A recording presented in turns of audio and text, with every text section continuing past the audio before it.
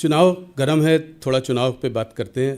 370 बहुत ही bold target, 303 से 370 करीब 20-25% की का बढ़ोतरी। इसको आप कैसे देखते, कहाँ से सीटें आएंगी ये? मैं पूरी तरह से कॉन्फिडेंट हूँ कि 370 का भारतीय जनता पार्टी की सीटों के संबंध में कह रहा हूँ, जो 370 सीटों पर भारतीय जनता पार्टी को विजय प्राप्त होगी, इसके संबंध में कहीं पर कोई शंका नहीं है। हम पूरी तरह से आश्वस्त हैं। और एनडीए को 400 पार। नहीं, ये तो बहुत बड़ा नंबर है। क्या और ये इस आधार पर कह रहे हैं जी कि जनता का जिस तरीके से विश्वास हम लोगों को प्राप्त हो रहा है, भारतीय जनता पार्टी, एनडीए और हमारे प्रधानमंत्री मोदी जी को जिस तरीके से प्राप्त हुआ है, उस आधार पर हम लोग पूरी तरह से आश्वस्त हैं कि भारतीय जनता पार्टी को 370 सीटों पर विजय मिलेगी और एनडीए को का नंबर 400 से पार जाएगा। ये सिर्फ राम मंदिर की वजह से नहीं है, बल्कि ये सिर्फ राम मंदिर की हवा की वजह से नहीं है। इस 370 और भी चीजें हैं जिसकी वजह से बहुत सारे। ये तो सबसे बड़ी चीज जो मैंने कहा ना कि हम लोगों की पार्टी के बारे में एक विश्वसनीयता, हमारी गवर्नमेंट के बारे में क्रेडिबिलिटी, हाँ credibility, Modi ji lead government की क्रेडिबिलिटी जी, इसके कारण जनता के अंदर एक बहुत ही अधिक विश्वास पैदा हुआ है। इस कारण लोगों का समर्थन हमको प्राप्त हो रहा है। ऑपोजिशन लीडर राहुल गांधी कहते हैं कि आप लोग मैच फिक्सिंग करते हैं। मोदी सरकार अगर ईडी, सीबीआई और ईवीएम नहीं हो तो चुनाव नहीं जीत सकती। इसको आप कैसे देखते हैं? मैं ये कहता हूं कि ईडी, सीबीआई के कारण हमारे ऊपर आरोप लगाया जा रहा है। क्या करप्शन को रूट आउट करने के लिए किसी गवर्नमेंट को अपनी तरफ से प्रयास नहीं करना चाहिए? दूसरी चीज, कोर्ट में वह जाते हैं, अदालत में जाते हैं और कहते हैं कि हमारे साथ नाइंसाफी हुई है, हमारे साथ गलत हो रहा है, लेकिन कोर्ट के द्वारा उनको रिलीफ नहीं मिल रही है। आप स्वयं फैसला करिए कि कौन गलत है, कौन सही है। राजा जी, मैं इसी सवाल को आगे लेकर जाता हूँ। ईडी और सीबीआई पर विशेष इंटेलिजेंस एजेंसीज का जो इस्तेमाल हो रहा है, ऑपोजिशन कह रही है, वो सिर्फ ऑपोजिशन लीडर्स को हैरेस करने के लिए हो रहा है। वो कहते हैं कि ज़्यादातर इसमें ऑपोजिशन लीडर्स को ही हैरेस किया जाता है। यहाँ तक कि 2 मुख्यमंत्रियों को भी आपने जेल के सलाखों के पीछे भेज दिया है। अपोजिशन का यह आरोप पूरी तरह से तथ्यों से परे है, पूरी तरह से निराधार है। एजेंसी अपना काम कर रही हैं। करप्शन को हम रूट आउट करना चाहते हैं, न रूट आउट हो तो कम से कम मिनिमाइज तो हम करना चाहते हैं, हमारा यही एफर्ट है। और उसके लिए एजेंसी यदि अपना काम कर रही हैं और लगता है विपक्ष को एजेंसी गलत काम कर रही हैं, गलत तरीके से लोगों को फंसाया जा रहा है, तो उसको लेकर वह कोर्ट भी जा रहे हैं। तो कोर्ट से उनको जो रिलीफ मिलनी चाहिए वो क्यों नहीं रिलीफ मिल रही है? क्या आप ये कह देंगे कि कोर्ट के ऊपर हम लोगों ने अपना प्रभाव जमा रखा है? इस तरीके से बेबुनियाद निराधार आरोप लगाने की कोशिश नहीं करनी चाहिए। अपने गिरेबान में झांक कर विपक्ष देखे क्यों ऐसा हो रहा है। लोग कह रहे हैं कि वैसे तो अपोजिशन साथ में एकजुट होकर सामने नहीं आ पा रहा था, इस मुद्दे को लेकर सब आपस में साथ में आ गए। अभी एक बड़ी भारी रैली भी की। क्या रैली हुई? तो ये भारत जोड़ो जो है, ये अपोजिशन जोड़ो या आपने करवा दिया है? नहीं, वो भी तो नहीं जुड़ रहे हैं।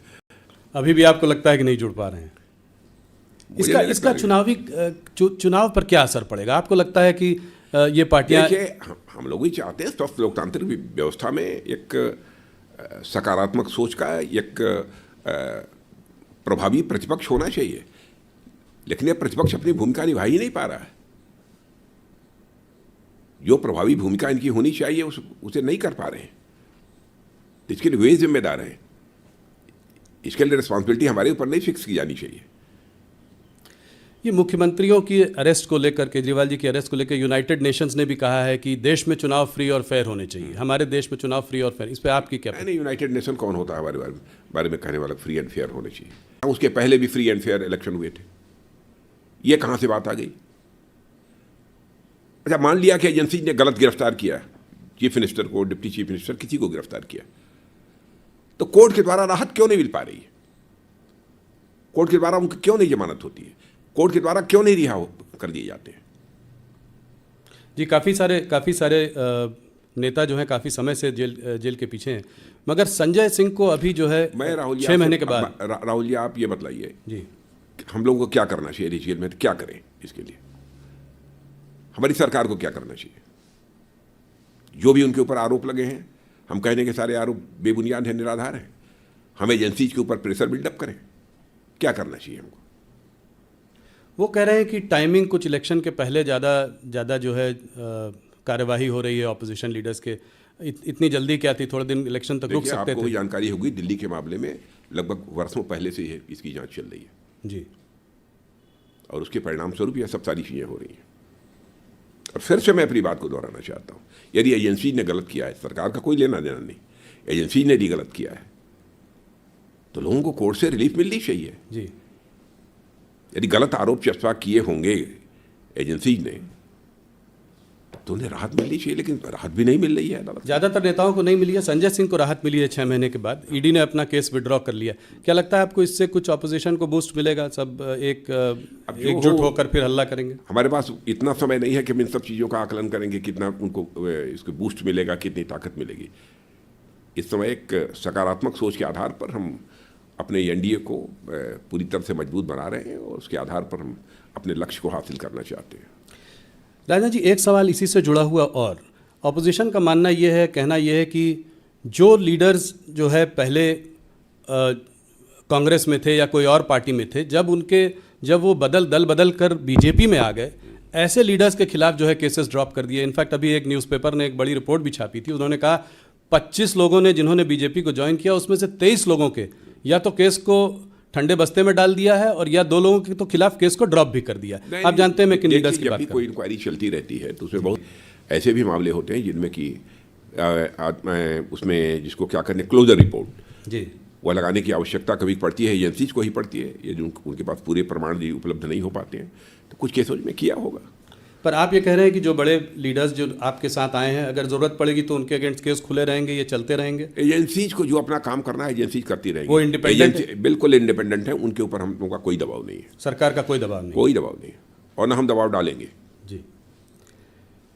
अब राहुल गांधी और ऑपोजिशन वाइट वॉशिंग की बात करते रहते हैं कि ये सब जब जैसे ही दल बदल के बीजेपी के पास वापस जाते हैं तो केस ड्रॉप हो जाते हैं। देखिए, राहुल गांधी को सच्चाई को भी समझना चाहिए। उनकी भी सरकारें पहले रही हैं इस आज़ाद भारत में। शायद ही ऐसी कोई सरकार रही हो जिस सरकार के ऊपर, कांग्रेस की सरकार के ऊपर भ्रष्टाचार के आरोप न लगे हों। कांग्रेस अथवा यूपीए जी, जिस पर भ्रष्टाचार के आरोप न लगे हों। सरकारें तो ऐसी भी रही हैं जिसमें कि मंत्रियों पर लगे भ्रष्टाचार के आरोपों के कारण मंत्रियों को जेल की हवा खानी पड़ी है। जी। लेकिन 10 वर्षों का समय गुजर गया हमारी सरकार को काम करते हुए मोदी जी के नेतृत्व में। यही विपक्ष एक भी आरोप हमारी सरकार के ऊपर नहीं लगा पाया। जी। तो उनकी सरकारों में हमारी सरकारों में सबसे बड़ा अंतर यह है। राजा जी, एक दूसरा गर्म मुद्दा इस चुनावों के पहले वो है इलेक्टोरल बॉन्ड्स का मुद्दा, जिसको कि सुप्रीम कोर्ट ने अनकॉन्स्टिट्यूशनल बताया। तो आपका मैं पर्सनल मत जानना चाहता हूं कि आप लोगों ने जब ये इंट्रोड्यूस किया था तो क्या सोचकर किया था? इससे क्या ब्लैक मनी जो है वापस सर्कुलेशन में ज़्यादा आएगा? और आने वाले समय पर आप लोगों की सरकार की जब 3rd टर्म आएगा तो क्या प्रतिक्रिया रहेगी? कुछ इस पर आप एक्शन लेंगे? राहुल जी, यदि कोई किसी पार्टी को चुनाव देता है, इसकी जानकारी भी हो जाती है तो क्या आपत्ति है? यह बुरी बात है? नहीं, जब आप लोग लाए थे तो ये था कि डोनर का नाम बाहर नहीं आएगा। आज डोनर के नाम बाहर आ गए। डोनर के नाम बाहर आ गए जी। तो नहीं, कैश जनरेशन ज़्यादा होगा, अब लोग जो है कैश देंगे। अब देखिए, भविष्य बतलाएगा कि हम लोगों ने जो ये स्कीम लागू की थी, बांड की स्कीम, वो कितनी सही थी, ये समय बतलाएगा। तो आपका पर्सनल मानना क्या है कि इससे ये आपने जब सोचा था तब आप लोगों ने यही कहा था कि इससे ब्लैक मनी जो है, जो ज़्यादा है, वो एक ट्रांसपेरेंट जिस हद तक पॉसिबल है ट्रांसपेरेंट प्रोसेस आपने डालने की कोशिश की थी? यह भी एक हमारी सोच थी जी। और दूसरी चीज़ ये बताइए, मैं आपसे पूछना चाहता हूँ कि कहा जाता है कि इलेक्टोरल बॉन्ड किसका है, किस कंपनी के द्वारा दिया गया है, किस कैपिटलिस्ट के द्वारा दिया गया है, इसकी जानकारी होनी चाहिए। कल तो कोई यह भी कहेगा किसने किस पॉलिटिकल पार्टी को वोट दिया है, इसकी भी जानकारी दी जानी चाहिए। क्या इसे आप स्वीकार करेंगे? कोई भी देश जहां पर हेल्दी डेमोक्रेसी होगी इसको स्वीकार करेगा कि कोई अपना मत किस पॉलिटिकल पार्टी को दे रहा है, किस व्यक्ति को दे रहा है, इसका भी डिस्क्लोजर होना चाहिए। जी नहीं, ये स्वीकार नहीं करेगा। मगर ये मुद्दा थोड़ा अलग है इस मायने में कि लोगों का ये मानना है कि ऐसा भी हो सकता है, जो कि ऑपोजिशन कह भी रहा है, कि करीब 4000 करोड़ रुपए इलेक्टोरल बॉन्ड जो खरीदे गए वो